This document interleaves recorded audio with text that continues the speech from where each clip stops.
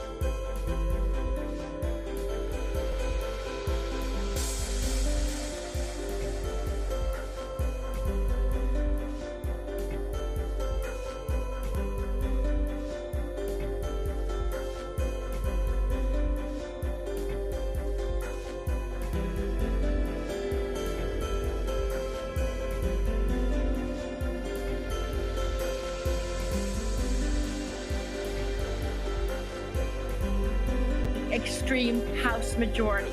They don't really want to talk about it right now because they realize that the vast majority of Americans and the vast majority of their constituents oppose these extreme laws.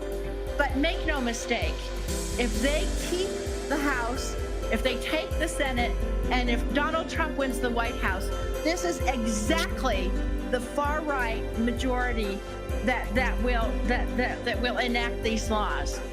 We simply cannot let this happen on behalf of the American people, and we will not let it happen. One of the first bills we will pass in Congress when we take the majority and Hakeem Jeffries becomes the next speaker is the Women's Health Protection Act. And we will restore freedom for all Americans to make their own health care decisions, including abortion, for everybody in every state in this country, because that's the way we do it in America.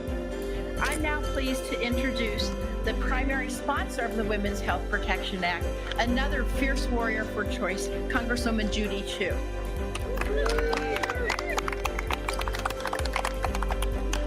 Abortion is health care. Always has been, always will be.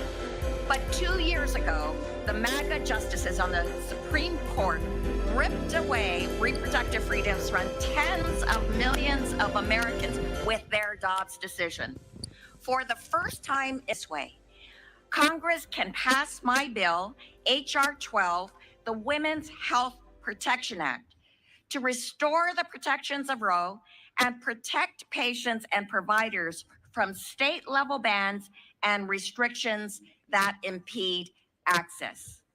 Now, in the last Congress, we passed this bill off the floor twice, and it became the most supported pro-choice bill in the history of Congress. And I know that when we take back the House, when we keep the Senate, and when we re-elect President Biden, this will be the first bill that will pass out of the floor and out of Congress.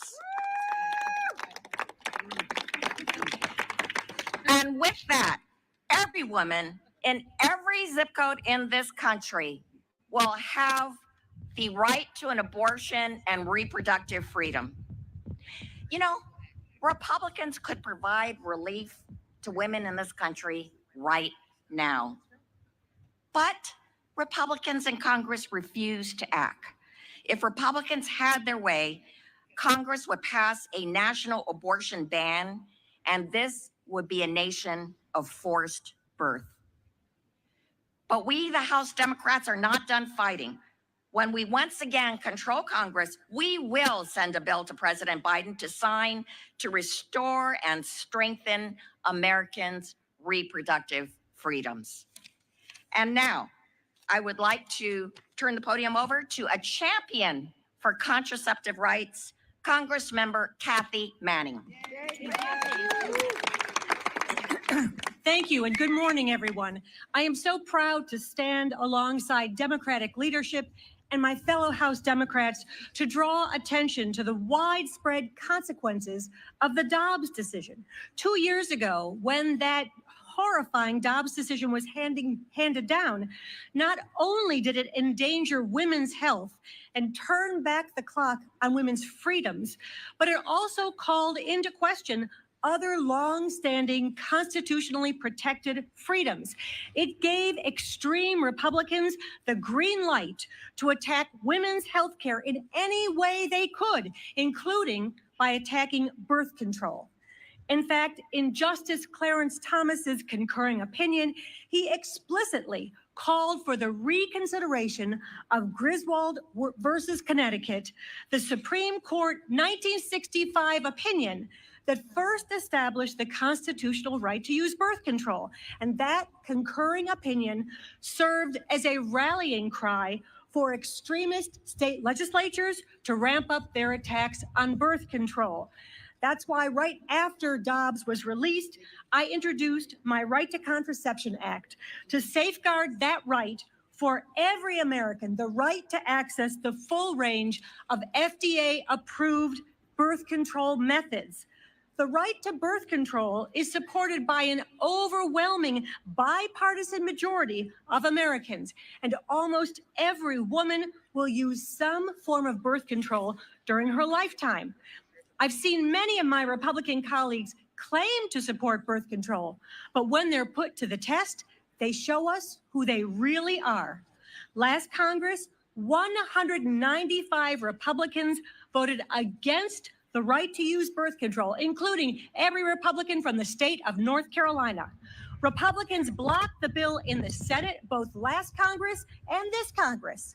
Speaker Johnson has refused to move this bill in the House, while radical politicians in states across the country are sharpening their knives.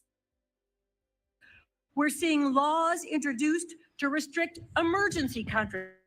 Governors